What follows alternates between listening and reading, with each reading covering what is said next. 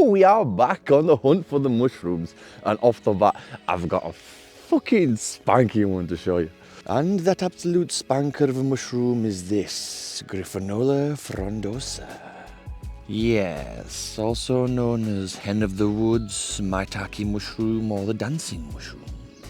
The reason why it gets its name as well, the dancing mushroom, is because in Japan, when man find this mushroom, they're that happy. They dance, as you can tell. It does bits. It's gorgeous, it tastes beautiful, and it's got some amazing medicinal properties. And as you can tell from this mushroom right next to the base of this oak tree, this mushroom can get to be a very large mushroom. In fact, the largest specimen of this mushroom has been recorded in Japan at 45 kilos. That's like a whole Tom Cruise. This mushroom grows in an overlapping shelf-like structure, a little bit like the giant polypore, Metapilus giganticus. As you can see here, each one of these little tiny overlaps sits on top of another, on top of another, on top of another, on top of another, and it kind of like, well, does this. And the mushroom is a very firm, like kind of hard structured mushroom, but this one has actually got a fungal infection. It's got fungus and fungus. I mean, that's not right good. But the cap on this mushroom is a brown. Sometimes it's quite a lot paler than this. This one's quite orange, but it can go darker brown than this to like a chestnutty brown to this colour, which is like an orange. And the underside is actually poured with no gills. You don't normally see this kind of structure on the younger ones, which is when it's best to eat, but the pore structure underneath is almost mosaic. Now this is where you're actually going to see actually how big this mushroom actually is, because when you take it up,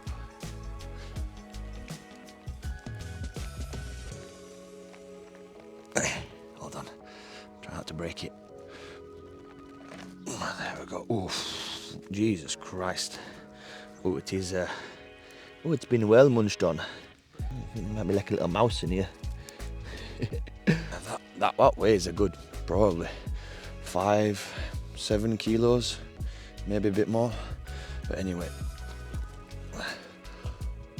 underneath you can see it's almost like a coral-like structure, a little bit like a cauliflower or something like that. It's very firm, like I say, it's poured, and as you can see here, all of these little branches come out on their own individual, like little strands. So this structure here is also what I'm talking about, like cauliflower. You've got the main stem, and then you've got these branches, and then the little fan-shaped things that you want to be eating the most. But generally when it's younger, like I say, this one's a little bit too far gone now, but I've just ripped it in half just basically to show you. So key takeaways are, we've got this densely packed core here with these fronds growing in an interlocking structure, and at the top of these you have got these bobbly little lobes. And the mushroom is actually a pod mushroom with no gills, even though you can't really see it here because all the pores have been eaten. But the smell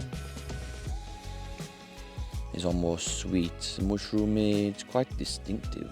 And the mushroom has also got the same kind of texture and consistency of the giant polypore, like I said before.